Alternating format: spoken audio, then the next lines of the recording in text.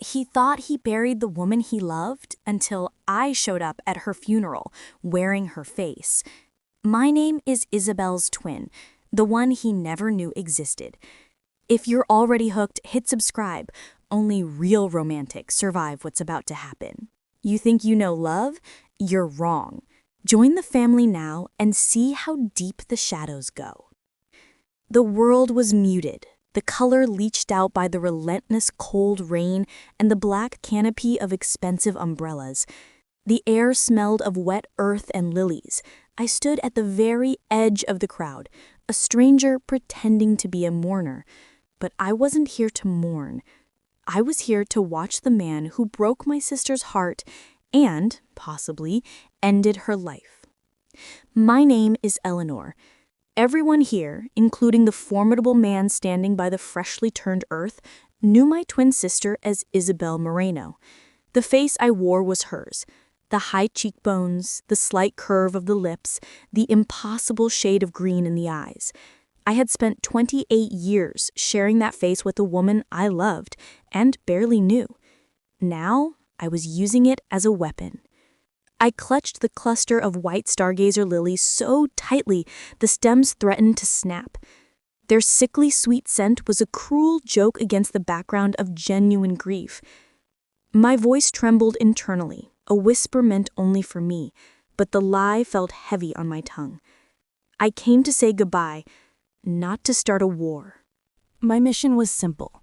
Gather the belongings Isabel had left in our shared apartment in Miami, quietly find out what killed her in New York, and return to my own life. But the moment I saw him, simple became impossible. Dominic Vale, the name whispered in shadowed corners of every financial district and every old money estate from here to the coast of Italy, the head of the Vale Syndicate, an organization so vast and discreet, it was rumored to control half of Manhattan's real estate and most of its underground movement.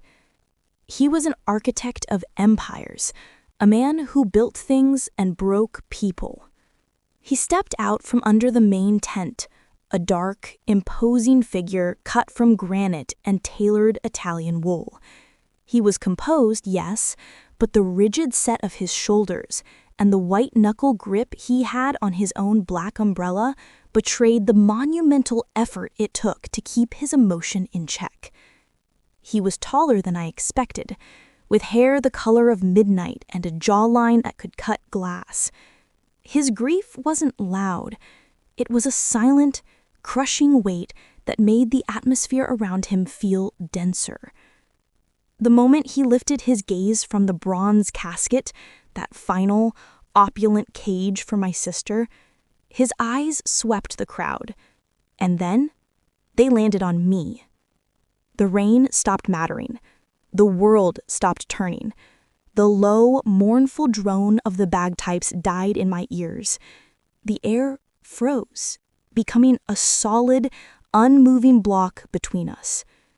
His eyes, a startling cold blue, went wide, not with recognition, but with something far more terrifying, disbelief. They searched my face, then dropped to the lilies, then snapped back up. He took a hesitant step toward me, his movements slow, like a man walking through deep water. Isabel.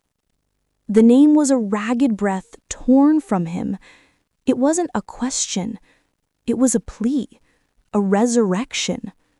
My own heart, a well-trained soldier until this moment, started an unbearable, frantic drum against my ribs. I had prepared for this, rehearsed this moment 100 times in the mirror, but I hadn't prepared for the sheer, raw intensity of his gaze. It was the look of a man seeing a ghost of his own making, a punishment delivered by fate. I forced the words past the paralyzing lump in my throat, keeping my voice low and steady, a whisper that carried only for him. No, I'm her sister. The words were a hammer blow. The shock that had momentarily softened his terrifying features hardened into something cold and analytical. He stopped dead. The world slowly turned back on. Men in expensive suits, Dominic's inner circle, had noticed the shift in their boss. They murmured, exchanging quick, nervous glances. A flurry of movement near the perimeter caught my eye. A few opportunistic photographers, hidden behind trees, suddenly started clicking their shutters. The ghost of my sister, the beautiful, enigmatic Isabel, had suddenly breathed again through me, and everyone knew it was a seismic event. A tall, sharp-featured man with an earpiece, Dominic's closest lieutenant, I would later learn, was Marco, immediately moved to shield Dominic, but Dominic waved him back, his eyes never leaving mine. He walked toward me then, not slowly this time, but with the measured predatory stride of a jungle cat. He stopped barely a foot away. I had to tilt my head back to meet his gaze. Up close, his eyes were pools of pain and suspicion. "Sister," he repeated, the word tasting foreign on his tongue. Isabel never spoke of a sister. My chin lifted. This was the first of the lies Isabel had spun, and I needed to sell it. We weren't close. We had different paths, Mr. Vale. I came when I heard the news. Is that a crime? He didn't blink. In my world, Miss Moreno, I supplied. Eleanor. In my world, Eleanor, he continued, his voice a low, dangerous rumble that cut through the sound of the rain. Coincidences are just lies we haven't exposed yet. Tell me why a twin sister, never mentioned, never seen, appears at the burial of the woman I intended to marry. The intensity of his questioning was like a physical weight. I swallowed, forcing myself to hold the facade of quiet dignity and grief. Because I loved her too, and because I want to know what happened. The police are calling it a tragic accident on the Manhattan Bridge. Isabel wasn't tragic. She was careful. A flicker, something like respect crossed his face, but it was immediately replaced by the cold, calculating mask of the syndicate leader. He glanced over his shoulder at the men watching us, then back at me. His gaze held a silent question. "Are you the reason for this?" "You want answers?" he murmured, his voice so low it was almost intimate. "Answers are not found in the rain, Eleanor. They are found in the shadows she left behind. Come with me. We need to talk." It was an invitation that felt exactly like a command. A shiver of fear, quickly overridden by the need for truth, ran down my spine. This was it. I was walking straight into the lion's den, but it was the only way to find out what had truly happened on that bridge 6 days ago. He turned, signaling to his men that the funeral was effectively over. As the Vale entourage began to move, I noticed a detail I hadn't seen before. The expensive, perfectly tailored suit he wore had a small, almost invisible tear near the left lapel, a tiny imperfection that spoke volumes about a man who allowed none. It was a flaw born of violence or rage. I threw my lilies onto the casket, the white blossoms a startling contrast against the dark wood, a final act for the sister I couldn't save. Then I followed Dominic Vale, the man who was either my sister's broken lover or her ruthless killer, straight out of the graveyard and into the heart of his dark empire. I had come to say goodbye to Isabel, but Dominic's world felt like a war I had just enlisted in. If you'd faint too after that kind of moment, seeing the ghost of your love standing before you, like this video. Seriously, like it now. Only stone hearts wouldn't feel that chill. Hit like and let me know if you trust Dominic. I don't.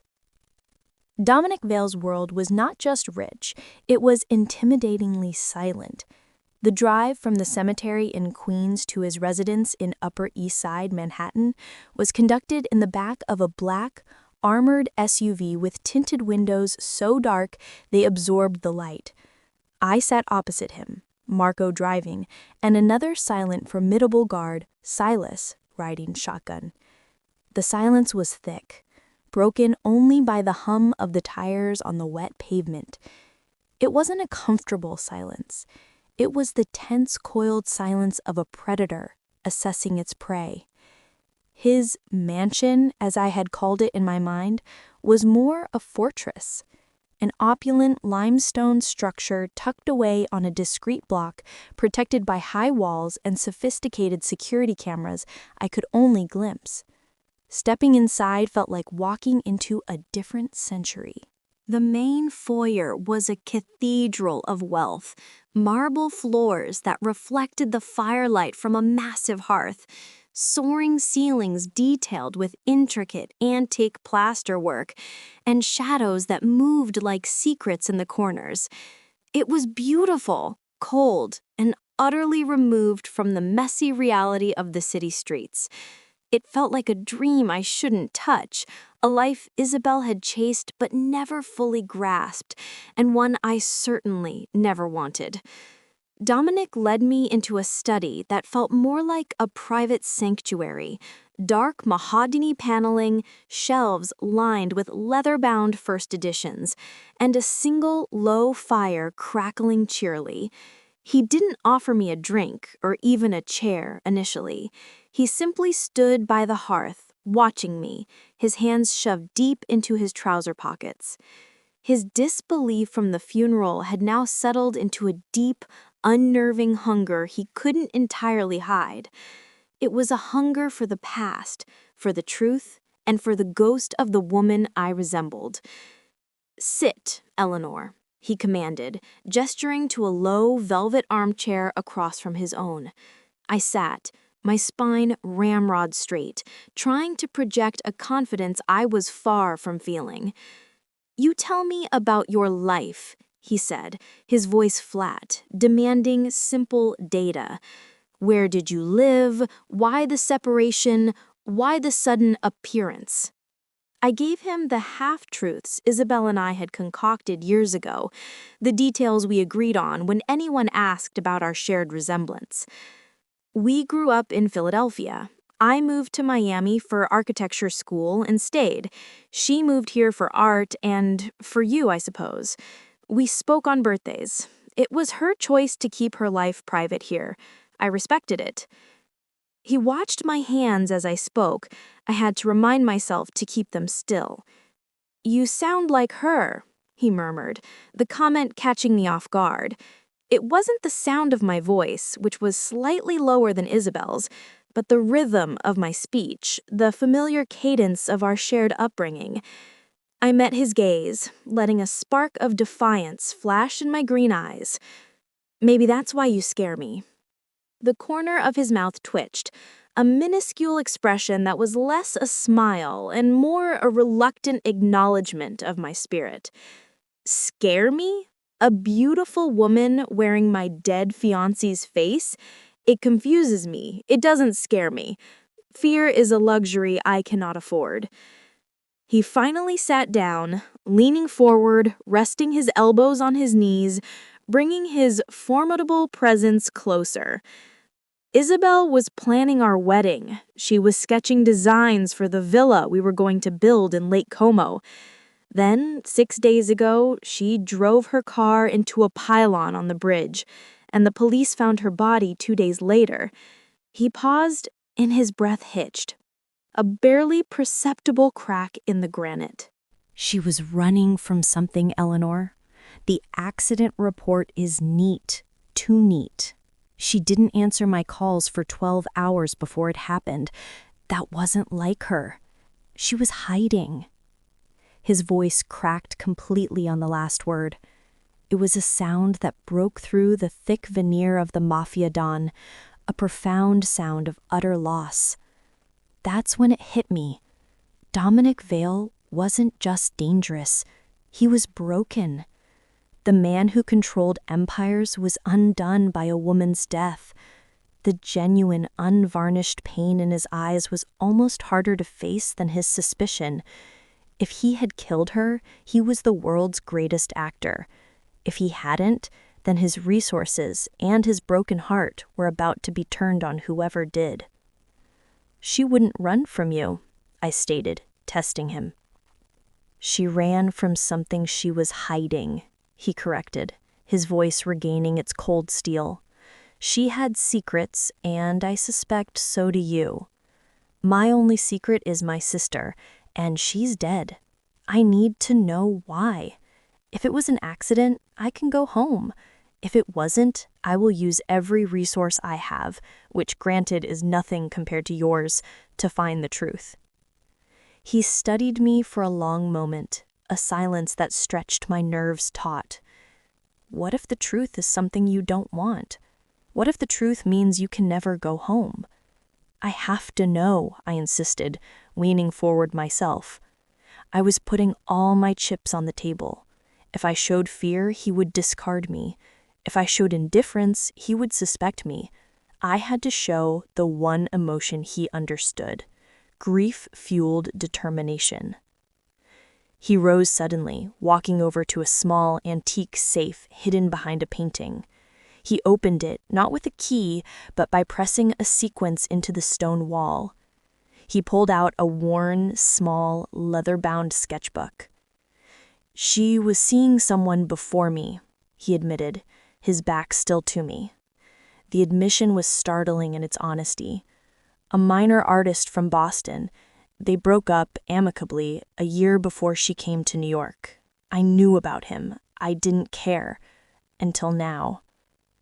He turned back and placed the sketchbook on the marble fireplace mantelpiece. I never looked inside. It was hers. Private. But everything that was hers is now mine, and yours if you are who you say you are. "And what if I am?" I asked.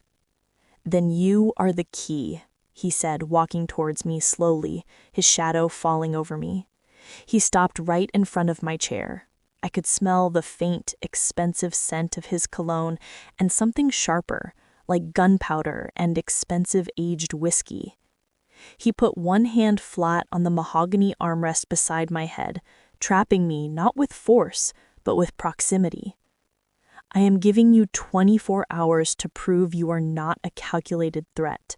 Start with that sketchbook. After that, you are either under my protection or you are my problem."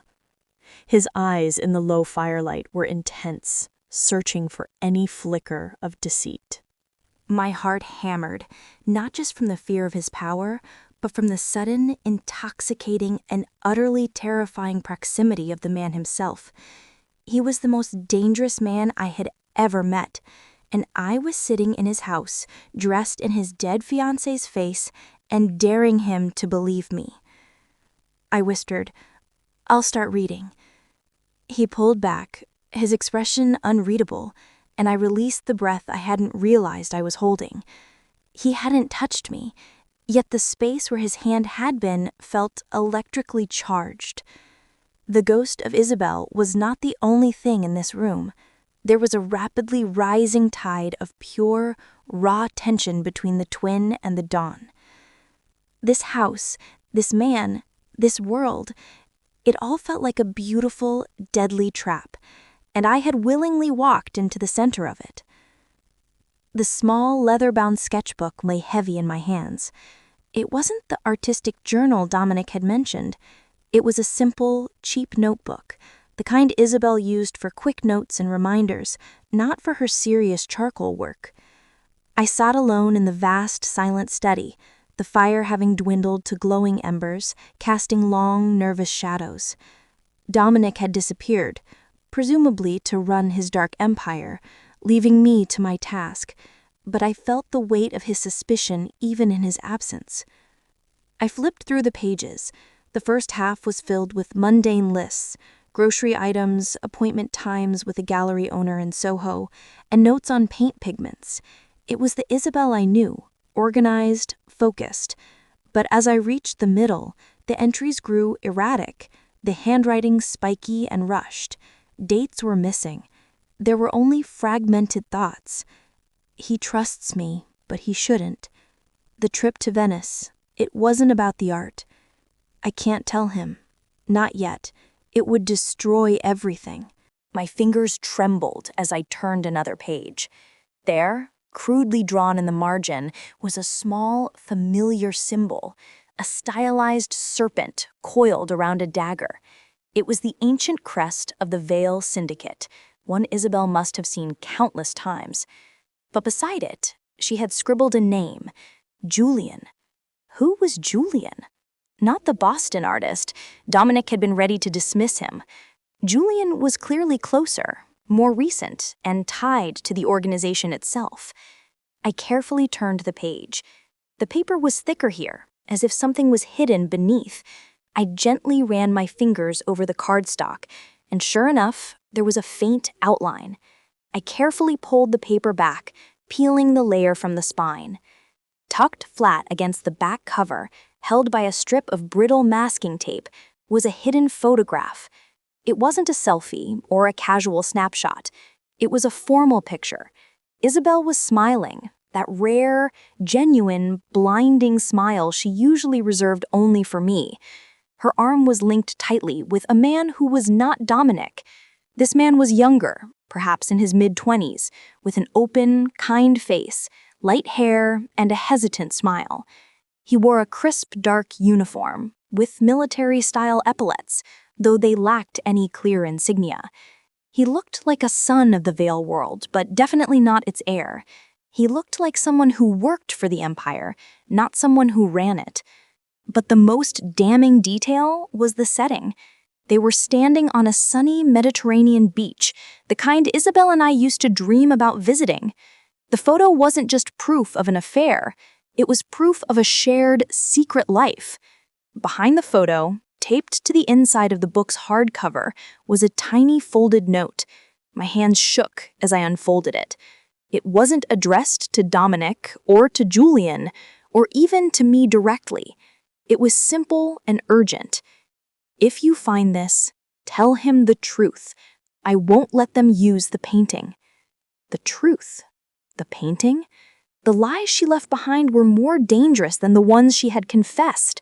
She hadn't been running from an old relationship. She was running from a profound, final secret that had cost her everything. I heard the grandfather clock in the hall chime 2 a.m. Sleep was impossible. I felt a surge of loyalty to my sister and a corresponding wave of anger at Dominic. He claimed to have loved her, yet he clearly never knew the woman who was afraid enough to hide this. I walked to the vast living room, needing space to breathe. The air in this mansion felt too heavy with Dominic's presence. I paced the polished marble floors, my footsteps echoing the frantic rhythm of my mind. As I approached the tall, arched windows, I heard it, a soft, almost imperceptible shush sound, followed by the muffled thud of footsteps on the thick runner rug in the hall upstairs. It wasn't Dominic's heavy, decisive step. It was lighter, quicker. My heart seized. I froze against the cool glass of the window. A moment later, I heard voices, low, conspiratorial whispers coming from the second-floor landing just above me. I couldn't make out the words, but the tone was tense and urgent. Suddenly, a name cut through the air, clear and sharp in the silence. Eleanor. They were whispering my name. Not Isabel's, but mine. They knew I was here. Dominic's guards, the shadowy men who patrolled the perimeter and the halls, were talking about me like I was a genuine threat, not a grieving relative. I was the ghost now, walking among the living, and they wanted me gone. I pressed myself into the shadows behind a towering bronze sculpture, listening as the footsteps retreated, fading down the hall. They hadn't seen me, but the message was clear. My presence was unsettling the carefully balanced ecosystem of the Vale Syndicate. The next morning, I came down to the dining room, a vast space with a table that could seat 30, to find Dominic already there, sipping coffee, impeccably dressed. He looked different than he had the day before. The raw grief was replaced by something colder, sharper. His eyes were narrowed, assessing me like a ledger entry. Marco, the lieutenant, stood near the door, his posture rigid. The air was charged. "Sleep well, Eleanor." Dominic's voice was deceptively mild. "No," I admitted, setting the notebook on the polished table between us. "Too many ghosts in this house." He ignored the book for a moment. "Someone saw you leave Isabel's room last night." My blood ran cold. I hadn't gone to Isabel's room. I had only been in the study and the living room. It was a test, a calculated lie. "I was in the living room," I corrected, keeping my voice steady. The study felt too confined. "Are your guards following me, Mr. Vale?" He didn't answer my question. The report I received was different. They saw a light under her door, and they saw a figure moving away from it. A figure with Isabel's hair and her unmistakable coat. You only have one coat, Eleanor. A dark trench, identical to the one she wore. He was watching me dismantle his lie, but he didn't flinch. He was laying a different trap. His eyes narrowed further. "Why are you really here, Eleanor? I have a feeling it's not just for a sentimental goodbye. You've been asking questions. You've been looking for things. Tell me the truth, or this protection I offered you will become a cage." I pushed the notebook toward him, tapping the cover. I couldn't tell him about Julian yet. I needed to protect that secret until I understood its weight. I needed to convince him of my only other motive. "Because I need to know who killed my sister," I said, the words ringing with genuine conviction. "She didn't die in an accident. She was killed because of something in this book, something she was going to tell you, and something to do with the painting. I'm here for justice, Mr. Vale. And if you truly loved her, you'll help me." I had offered him the one thing a Mafia boss could never refuse, a reason to go to war. If you believe love can start even in the darkest places, a twin, a Mafia Don, and a ghost, subscribe now. Seriously, hit that button. Or maybe you've never really loved. You don't want to miss the moment Eleanor has to choose between her loyalty and her life. Don't wait. Join us. My declaration in the dining room hadn't won Dominic over completely, but it had bought me time. He saw the fire in my eyes, the same protective fire Isabel had, and it resonated with his own need for vengeance. He needed me, the mirror image of his deceased love, to unlock her final secrets. He led me out of the mansion that afternoon, not in the armored car, but in a black Range Rover he drove himself. Marco followed in a separate vehicle, maintaining a discreet distance. We drove out of the high-rise concrete and into a quiet, forgotten corner of Brooklyn, near the Navy Yard. "Where are we going?" I asked, the silence in the car heavy with unspoken tension. "Her past," he replied simply, maneuvering the powerful vehicle down a narrow cobblestone alleyway. "Isabel kept a studio here, away from my world. She said it made her feel grounded."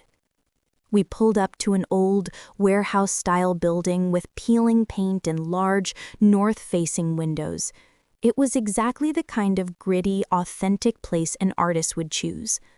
Dominic unlocked the heavy steel door, and the smell of turpentine and oil paints wafted out, a familiar, comforting scent that felt like a hug from Isabel. The studio was untouched. It was a shrine to her talent. Canvases leaned against the walls, some finished, some still works in progress. Brushes sat soaking in jars, still wet. A half-eaten tube of cadmium red was left on a rolling metal cart. Her perfume, a light scent of citrus and sea salt, still hung in the air, shockingly potent, like she had just stepped out for coffee. Dominic walked straight to an easel positioned under the largest window. A large canvas was draped with a drop cloth. He pulled the cloth away, revealing the painting beneath. It was a portrait of him. Not the cool, detached Dominic Vale of the morning meeting, but a man of surprising, fierce vulnerability. The oils captured the intense blue of his eyes, but softened the hard line of his jaw. It wasn't a commercial portrait. It was a depiction of a man deeply loved, rendered with an intimate knowledge of his character. He stood close behind me, his proximity unsettling in the quiet space. I could feel the heat radiating off his body, smell the leather of his jacket. "She loved painting me," he said, his voice a low, rough whisper right beside my ear. I kept my eyes fixed on the canvas, fighting the impulse to lean back into the solid wall of his body. The painting spoke a truth I couldn't deny. "She loved you," I whispered, the words carrying the full weight of my sister's devotion. A beat of silence stretched, thick and fragile, broken only by the distant sound of a ship's horn. Then Dominic moved. Turning slightly so his chest was almost touching my shoulder, he leaned in, his mouth close to my hair. "Do you?" he asked. The question wasn't about me. It was about her. "Do you love me, the man in the painting, the way she did?" But the way he asked it, the low, demanding tone, the physical pressure of his presence, made it feel devastatingly personal. Silence. My heart betrayed me. It hammered a frantic rhythm that must have been audible in the small room. I felt the dangerous, exhilarating pull toward him. He was a monster, a mob boss, the man who might have been responsible for Isabel's death. But he was also the man in that painting, broken, seeking refuge and completely captivating. The world spun slower when he looked at me like that, his blue eyes holding mine in the muted light of the studio. It was a question that demanded a confession, not a lie. "I only just met you, Mr. Vale," I managed, my voice a breathy tremor. He didn't push. Instead, he reached out, his hand brushing the curve of my shoulder as he reached for the dropcloth. He draped it back over the portrait, resealing his vulnerability from my view. "Lies are a survival tool in my world, Eleanor. But secrets kill." He turned, his gaze intense. "She was here 3 days before the accident. She was working on something else, something small. It's gone." We spent the next hour meticulously searching the studio. Isabel's notes mentioned a small sketch she was working on for a new series, The Architect's Sin. We found everything else, charcoal sticks, pastels, even a moldy piece of toast, but no small, working sketch. The search was strangely intimate. He moved with a brutal, focused efficiency, lifting heavy boxes and checking hidden compartments. I moved carefully, respectfully, touching the items she had touched.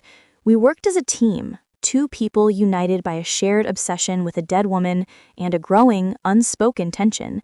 As we were leaving, my foot nudged a small, empty box of expensive watercolor pencils near the waste bin. The box was printed with a European address for a specialty art supplier in Geneva, Switzerland. "Did Isabel ever go to Geneva?" I asked, holding the box out. Dominic took it, turning it over once. "We went to Geneva once, briefly, for a banking summit. She hated it. Too corporate." But the box was new, the purchase recent. Isabel had needed a specific set of tools she normally wouldn't use, and she had gotten them from a very specific, remote place. The painting wasn't the secret, it was the key. Dominic looked at me, his face etched with a mix of suspicion and a hesitant reliance. "You see things I miss, Eleanor. Things I'm too close to see." I met his gaze, the loyalty to my sister still battling with the strange, dangerous attraction I felt for him. "I see her, Mr. Vale, and I see that she was murdered because of what she found out." We left the studio, locking the secrets behind the steel door. But the image of the man in the painting, the man who desperately wanted to be loved, stayed with me. My loyalty was to Isabel, to her memory, but my pulse was speeding up for the man who was her widower, her possible killer, and now my unwilling partner. The lines of my mission were blurring. The tension in the Vale mansion wasn't just between Dominic and me anymore. It felt like the whole house was holding its breath. I kept the photograph of Isabel and Julian hidden. I knew its power, and I wasn't ready to unleash a potential syndicate war. Instead, I focused on the clue of the Geneva art supplies, pretending to be the naive twin who only cared about her sister's innocence. I was back in the guest suite Dominic had assigned me, a luxurious room that felt less like an accommodation and more like an opulent prison cell.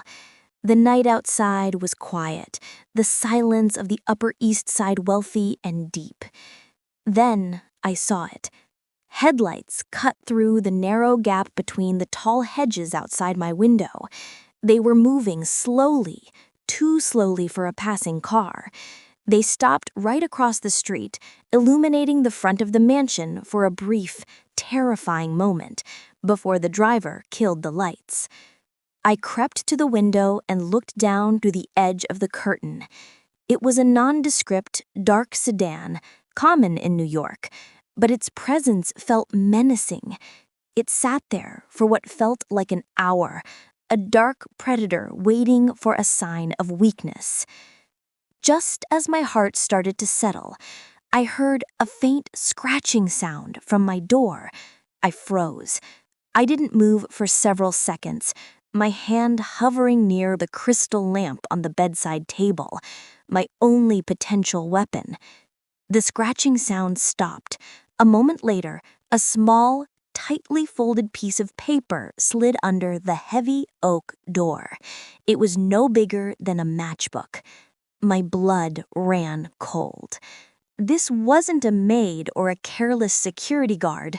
Someone had bypassed Dominic's perimeter guards and come directly to me. I snatched the note up. It was rough paper, handwritten in hurried block letters. She died for what she knew.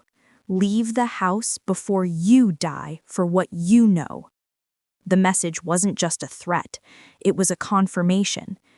Isabel hadn't died by chance, and they knew I was pursuing her secrets. They were inside the gates or connected to the syndicate powerful enough to watch the Don's home. Before I could fully process the terror, my door burst open. Dominic stood there, breathing hard, looking like a storm cloud had walked in. He didn't knock. He didn't speak. He just was. Furious, protective, and terrified, all at once. He hadn't come to deliver the threat. He had come to deliver the counterattack. A car, black sedan. It's been sitting outside for 30 minutes, he growled, slamming the door shut and locking it with a heavy thunk. My men just moved in, but the driver was already gone. They left you a message? My instinct was to hide the crumpled note, but I knew better. I held out my shaking hand, placing the threat in his palm. He unfolded the words, his eyes scanning them with a cold, terrifying intensity that made the room shrink. He crushed the paper in his fist, the sound like dry leaves breaking. "They're making a move," he said, his voice low and ragged. "They think you're a weak point, a replacement, a simple target." He took a step toward me, and then another. The protective facade he usually wore had cracked, showing the raw fear underneath. Not for his own life, but undeniably for mine. "You will stay in this room, Eleanor. You will not answer your phone. You will not speak to my staff. Until I find a piece of filth who came here, you are locked down. You are under my roof, and I will not bury another woman who looks like you." I saw the guilt in his eyes, the guilt of the first loss driving this desperate protective fury for the second. "You think this is my fault?" I challenged, my voice rising despite my fear. He stepped closer, right into my personal space. "No, I think you are naive. And I think I am arrogant for believing my walls could keep the wolves out. I should have sent you away.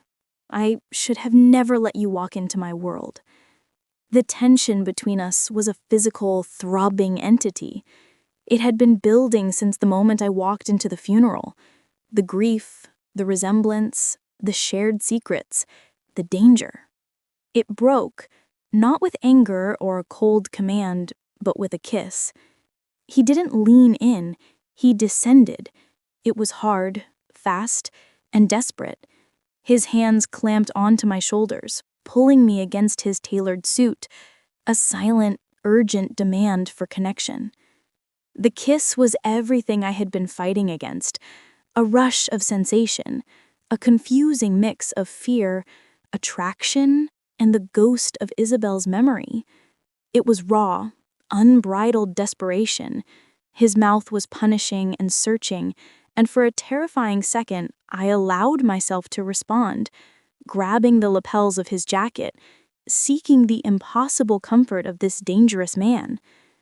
It lasted only a moment, but in the silence of the room, it felt like an hour. When he pulled away, he was trembling.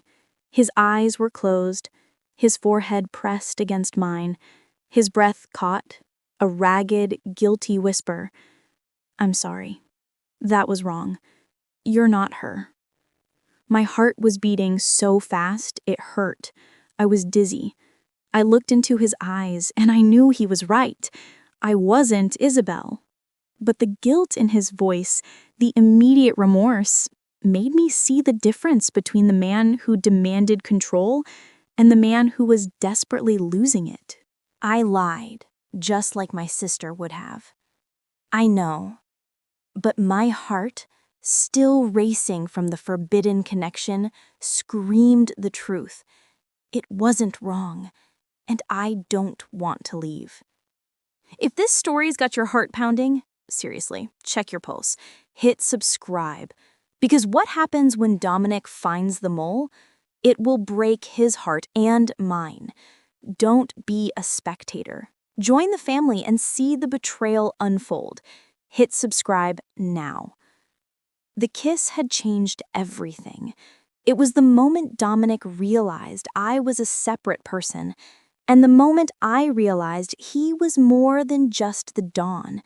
He was a man capable of catastrophic emotion. The protective intensity in him solidified my resolve. I would find the mole, the person who had sent the note and driven the black sedan, and I would use the clue of Julian to expose the truth about Isabel's last days. Dominic spent the next day locked in his office, his voice a steady, low growl on the encrypted line, his fury palpable even from a floor away. He was running an internal sweep, a deep dive into the security failures, the shift changes, and the phone records of his most trusted men. Later that evening, he summoned me to the main study. He looked exhausted, his jaw clenched, but there was a dangerous alertness in his eyes. Marco and Silas stood near the door, their faces grim. "They knew your coat, Eleanor. They knew your habits. They knew my routine. That level of detail can only come from one place." Dominic ran a hand over his tired face. "It's one of us, a mole. Someone on my immediate payroll who is feeding information to my rivals. Or worse, who is running their own game." I watched Marco, whose eyes were too calm, and Silas, who seemed almost too eager to look away. I thought of the whispering I'd heard on the stairs. I needed to act quickly. "What about the car?" I asked, keeping my voice neutral. "Did your men catch the driver?" "The car was stolen, dumped near the West Side Highway," Marco interjected, his voice clipped and precise. "It was a message, not an attack. They wanted us to know they can breach the wall." "They also lied about Isabel's movements," Dominic continued, looking at Marco with a chilling detachment. "The initial report on her accident was delivered by Frankie, said he saw her leave the safe house in New Jersey and drive straight to the bridge." Frankie, a name I hadn't heard. "But surveillance footage from a traffic camera near the Jersey side shows Isabel was delayed for almost 2 hours, stopping at an abandoned lot near the Palisades," Dominic said, his voice rising in controlled anger. "Frankie didn't report the delay. He covered the gap in time." Marco shifted his weight, his eyes betraying a nervous flicker. Suddenly, Dominic moved, not toward me, but toward Marco. It was so fast I barely registered the move. He didn't use a gun. He used his powerful body. He slammed Marco against the mahogany wall, pinning him with a ruthless efficiency that spoke volumes about his true nature. "Where did she go, Marco?" Dominic's voice was a guttural, dangerous whisper. "Why did you cover for Frankie? You were the last one to see her." Marco struggled, his face pale. "Boss, I didn't know. Frankie just told me she was delayed, picking up something for a project. She was stressed." "Liar!" Dominic roared, the sound shaking the room. He released Marco, but the air remained charged with threat. "Frankie is being brought here now. But you, Marco, you have always been the architect of my security. You vouched for him, you controlled the logs. You tell me where she was, or you will answer for it." Just then, Silas opened the door. Two very large, brutal-looking men were dragging a smaller, terrified man into the room. This was Frankie. He was bleeding from a cut above his eye, clearly having been persuaded to come quietly. Dominic didn't wait. He walked straight up to Frankie, the cold fury in his eyes a worse weapon than any bullet. "The abandoned lot, Frankie. What did Isabel pick up? What was the 2-hour delay?" Frankie collapsed onto his knees, tears mixing with the blood on his face. "She made me promise, Don. She didn't want you to know. She wasn't picking up a package. She was meeting someone, a man named Julian." My heart jumped. Julian, the name from the hidden note, the man in the photograph. I was right. Dominic looked as though he had been punched, the name registered as a deep, mortal wound. Julian is dead. He was an associate who tried to skim funds 6 months ago. We handled it. "He wasn't dead, Don," Frankie screamed, terrified. "He went into hiding. Isabel found him. She was going to give him a way out, safe passage out of the country, because she knew it wasn't him who skimmed the money. She found something, evidence that proved it was someone else inside the family. She was going to tell you the next day." Dominic stared at his lieutenant, Marco, who was suddenly very still, very pale. "Frankie," Dominic commanded, his voice deadly calm. "Who was it? Who set up Julian? Who paid you to lie about Isabel's stop?" Frankie's eyes darted frantically to Marco, then back to Dominic. It was the one who always handled the logistics for the Geneva accounts." Before he could finish the name, a shot rang out. It wasn't Dominic. It wasn't Silas. Marco stood with a small, silenced pistol in his hand, a thin wisp of smoke curling from the barrel. Frankie's body slumped to the marble floor, a new, gruesome stain on the Vale Syndicate's flawless record. Marco's last words echoed in the sudden, terrible silence. "She didn't die by chance, Don. She found out who stole the Swiss gold, and I couldn't let her talk." Dominic looked at his longtime lieutenant, his second in command, the man who had stood by his side for a decade. The shock was a paralyzing, horrific sight. He didn't rage, he just looked utterly empty. Silas moved, fast and lethal, disarming Marco and slamming him against the wall. I watched the scene unfold, a knot of cold understanding tightening in my stomach. Isabel had been playing a hero, trying to clear the name of an innocent man, Julian, and expose a traitor who had used the Geneva accounts to steal from Dominic. She had died for loyalty and justice. Dominic finally looked at me, his eyes seeing ghosts and betrayal. She found something worth dying for. He was right, and suddenly I wasn't just Isabel's sister, or a mourning twin, or a distraction. I was part of his world, and now, definitively, part of his war. The moment Marco's body was dragged out of the study, silence descended on the Vale mansion again, a silence that felt heavier, weighted with fresh blood and irreversible betrayal. Dominic, typically the master of control, looked ravaged. He had just executed his own lieutenant, the man he trusted, proving that Isabel's intuition and my own suspicion had been right. She died trying to save me from myself, Dominic muttered, running a hand over the spot where Frankie's blood had pooled. His eyes were focused inward, on the decade of trust Marco had used as a shield. She wasn't trying to save you from yourself, Dominic, I corrected, using his first name for the first time, the intimacy feeling necessary. She was trying to save you from being betrayed. There's a difference. He looked at me then, his eyes searching, desperate for comfort, or perhaps for a mirror of the woman he lost. I knew I couldn't hold back the last piece of the puzzle now. I walked over to the desk, pulled the cheap notebook from my bag, and opened it to the last page. I peeled back the photograph of Isabel and Julian, the man Marco had framed, and revealed the tiny folded note that had been taped underneath. I handed it to him, careful not to touch his hand. He read the hurried, desperate script. "If you find this, tell him the truth. I won't let them use the painting." His grip on the paper tightened.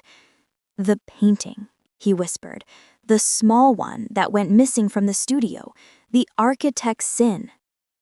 She was working on a small sketch, the architect's sin, but she bought expensive Swiss watercolors in Geneva. It wasn't a sketch she was working on. It was a cipher, a map. I suddenly remembered the portrait in the studio, the detailed, intimate portrait of Dominic. Isabel had loved painting him. She had studied him, known his angles, his lines. She was an architect's daughter, too. She understood structure, space, and secrets. "We need to look at the portrait," I urged him. She wouldn't trust a bank or a file. She'd trust her art. She would hide the key in the one thing she knew you would keep, the one thing no one else would touch. We drove back to the Brooklyn studio in the dead of night, the journey silent, charged with purpose. Dominic took a heavy crowbar from the Range Rover's trunk. When we arrived, he didn't even bother with the key. He simply breached the steel door. The sound, a dull, metallic crash in the deserted alley.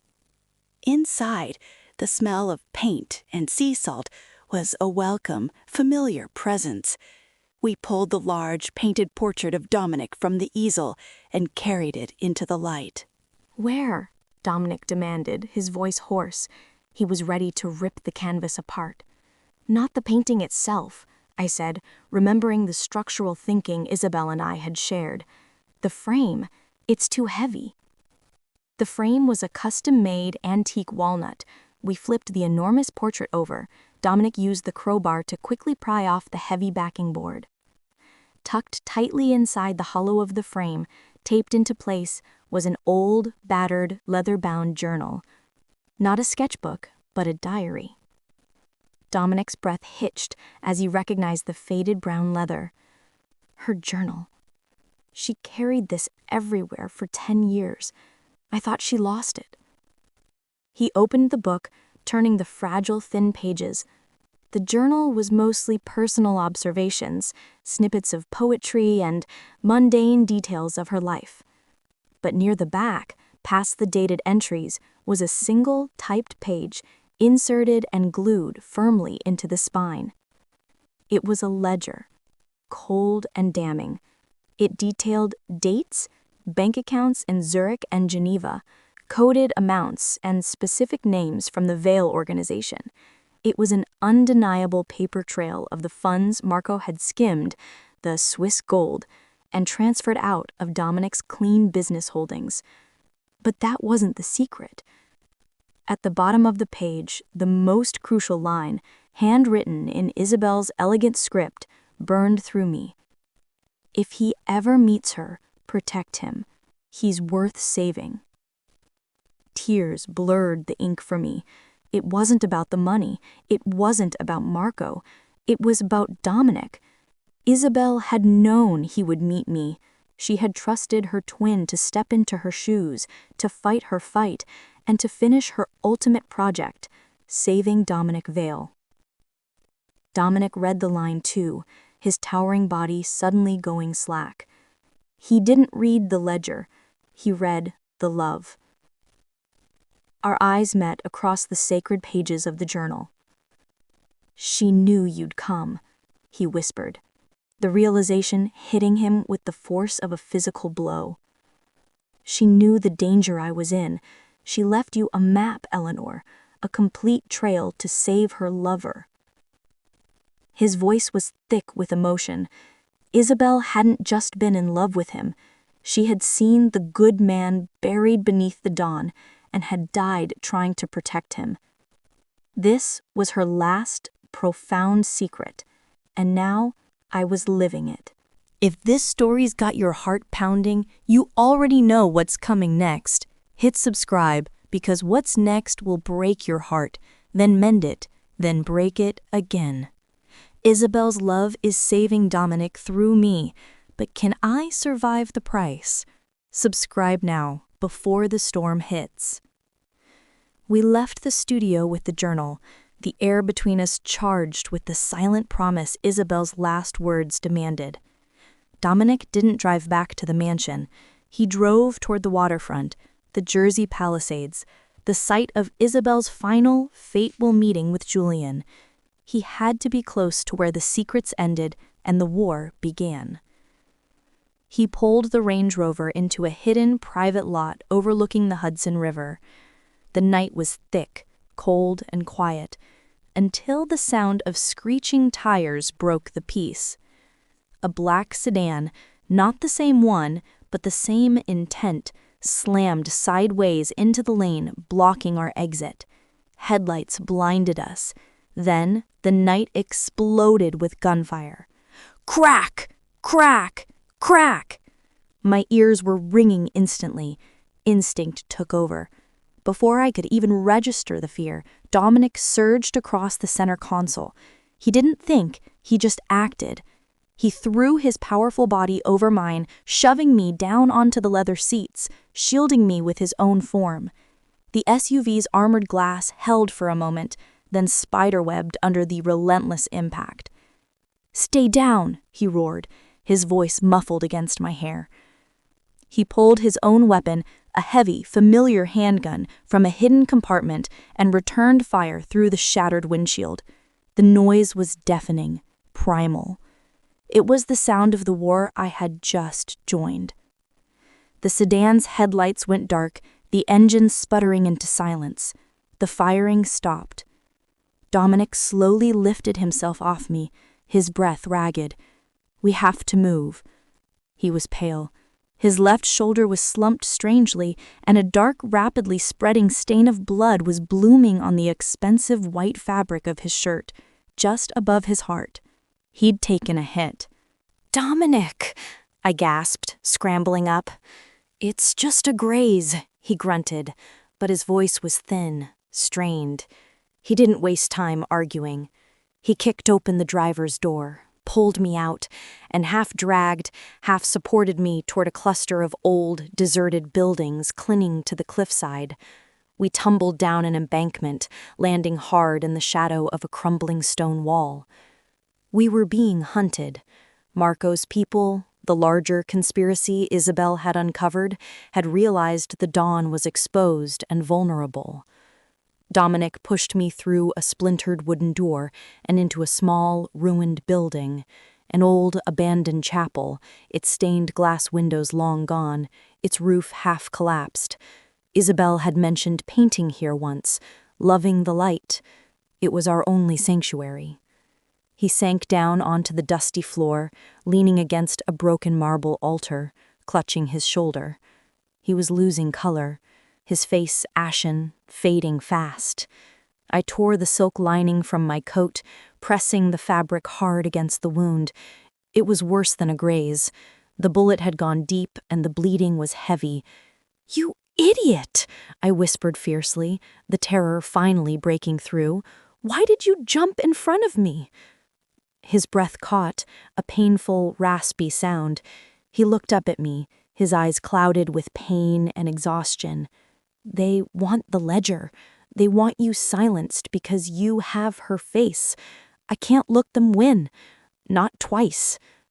I pressed harder on the wound, trying desperately to staunch the flow, the heat of his blood soaking through the silk. The thought of losing him, of seeing the portrait in the studio become a portrait of a dead man, filled me with an immediate physical agony that transcended my loyalty to Isabel. It was pure, selfish, terrifying love. "Don't you dare leave me like she did," I pleaded, my voice breaking on a sob. I realized in that moment that the grief I was feeling was no longer for Isabel, it was for the man bleeding out in my arms. His lips quirked into a painful, fleeting smile. "You sound just like her," he whispered, his voice barely audible. I leaned down, pressing my forehead against his dusty, damp hair. The man who had been my target was now my only world. "Maybe," I whispered back, my voice thick with unshed tears. "Maybe that's how she's saving you. Through me." The truth was, Isabel's love was a guide, but my own love for Dominic had taken root, fast and dangerous, in the shadow of the betrayal. He was weak, bleeding, and trusting me completely. And in the broken, silent chapel, surrounded by the echoes of a war, I knew I would die before I let him go. I pressed harder on the wound, trying desperately to staunch the flow, the heat of his blood soaking through the silk. The thought of losing him, of seeing the portrait in the studio become a portrait of a dead man, filled me with an immediate, physical agony that transcended my loyalty to Isabel. It was pure, selfish, terrifying love. "Don't you dare leave me like she did," I pleaded, my voice breaking on a sob. I realized in that moment that the grief I was feeling was no longer for Isabel. It was for the man bleeding out in my arms. His lips quirked into a painful, fleeting smile. "You sound just like her," he whispered, his voice barely audible. I leaned down, pressing my forehead against his dusty, damp hair. The man who had been my target was now my only world. "Maybe," I whispered back, my voice thick with unshed tears. "Maybe that's how she's saving you, through me." The truth was, Isabel Yanov was a guide, but my own love for Dominic had taken root, fast and dangerous, in the shadow of the betrayal. He was weak, bleeding, and trusting me completely. And in the broken, silent chapel, surrounded by the echoes of a war, I knew I would die before I let him go. I spent what felt like the longest night of my life pressing down on Dominic's wound, whispering reassurances I didn't believe. The cold stone of the ruined chapel was unforgiving, but his body, warm and heavy in my arms, was the only thing that mattered. He drifted in and out of consciousness, his words slurring. He wasn't talking about business or betrayal. He was talking about Isabel, the way she smelled like paint and sea salt, the way her laugh sounded when they were alone, and the sheer terror he felt when he realized she was gone. But in his delirium, the truth of his feelings for me, Eleanor, emerged. "You came back for me," he mumbled, his feverish hand grasping my wrist. "Isabel wouldn't have. She would have sent help. But you stayed in the fire." I kept pressing the makeshift bandage, my own tears silent and hot. "I couldn't leave you. I won't." We survived. As the first pale light of dawn crept through the broken windows of the old chapel, splashing the altar with dusty, hopeful gold, the danger faded. Dominic's men, Silas, and a new, trusted team found us just before sunrise. They had tracked the attackers and eliminated the remaining threat, cleaning up the violence with the swift, ruthless efficiency of the Vale Syndicate. Dominic was rushed away for immediate medical attention, but not before he looked up at me, his eyes clear and profound despite the pain. "Don't leave this time, Eleanor," he commanded, his voice weak but absolute. The next few weeks were a blur of hushed consultation rooms, coded messages, and the silent, terrifying restructuring of the Vale Empire. Marco's conspiracy was revealed to be far-reaching, and Dominic had to move fast, surgically removing the rot that had almost killed him. I was relocated to a highly secured, undisclosed location, but I was never alone. Silas acted as my guardian, and every hour, an update, coded messages sent via a secure line about Dominic's recovery arrived. When he was finally strong enough, he asked for me. I walked into his temporary sanctuary, a gorgeous penthouse overlooking Central Park, and found him standing by the window, the city at his feet. He was pale but recovered, wearing a soft black sweater instead of his usual intimidating suit. The dawn was back, but the man had changed. He turned, and the intensity of his gaze was breathtaking. It was no longer the look of a man seeing a ghost or a threat. It was the look of a man seeing his future. "The empire is collapsing," he admitted, his voice low. "I'm cleaning house. My enemies are closing in, sensing weakness. They think they can take what's mine." He stepped toward me, closing the distance with that familiar, commanding stride. "I loved her, Eleanor," he finally confessed, his blue eyes holding mine with brutal honesty. "I loved Isabel with a devotion that consumed me. I loved the life we planned. But you showed me the life I almost lost. You make me believe I can be forgiven for the things I've done, for the shadows I live in." He reached out, his hand gently cupping my cheek. The touch was firm but tender, a vast contrast to the desperate kiss in my room. He leaned in, a kiss filled not with guilt this time, but with grief for the past, hope for the future, and something neither of us deserved, a second chance at a love that refused to die.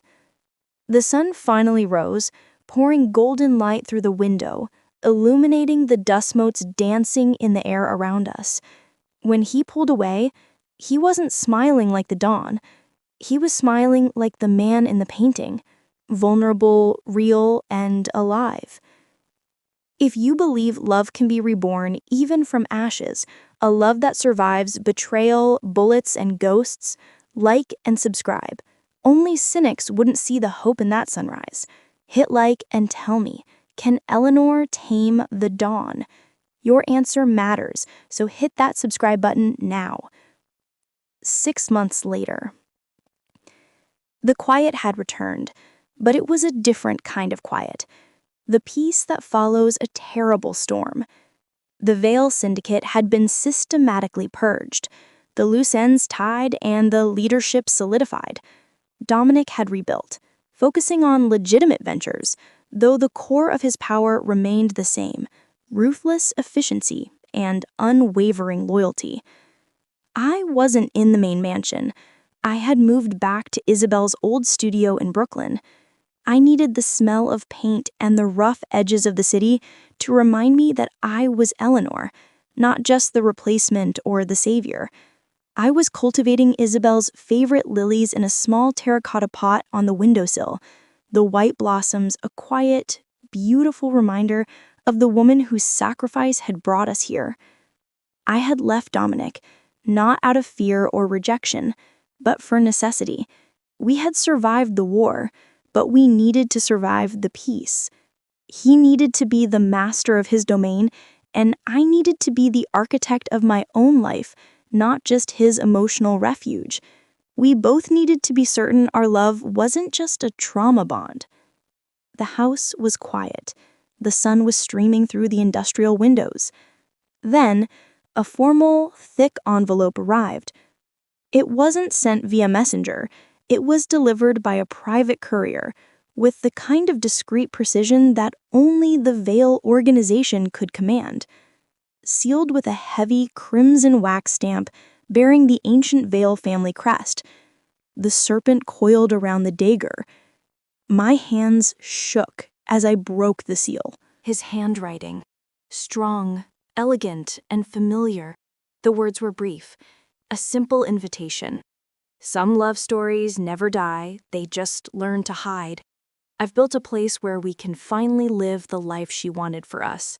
Come see what Isabel's hope and your courage have created. Attached was a single coordinate, an address near Lake Como, Italy. The very villa Isabel had dreamed of, the one Dominic had mentioned at the funeral. I booked the flight. I didn't hesitate. This was the final act, the moment where I stepped out of the shadow of the ghost and into the light of my own destiny. I followed the coordinates to a secluded, breathtaking villa nestled into the cliffside overlooking the azure waters of Lake Como. It was a masterpiece of clean lines and panoramic views, a structure of glass and stone that looked like a temple dedicated to possibility. It was everything Isabel had dreamed of building, but perfect, real. He was there, standing on the marble terrace, wearing simple linen and watching the water. He was older, perhaps, with a stillness that spoke of hard-won peace. There was no bodyguard, no dark suit, no phone, just him, bathed in the warmth of the Italian sun. He turned slowly, hearing my footsteps. Alive, changed, his eyes the cold, brilliant blue that had terrified me at the funeral, now burned with something new, a quiet, unconditional certainty. He had kept his promise. He had cleaned up the empire. He had built the dream. I walked toward him, a smile breaking through my tears. You kept your promise. He didn't move. He let me come to him, letting me take the final step. He whispered, his voice deep and rough with emotion. And you kept her alive, Eleanor, in your courage, in your fire, and in your love. He reached for me, pulling me into an embrace that was both the end of the war and the beginning of everything else. The man who had been the most dangerous criminal in New York City was now simply my man, my future, the man Isabel had saved through the love of her twin. The screen fades to black as soft, romantic music swells. Her voice returns, a final echoing whisper in the silence. Sometimes love begins at a funeral.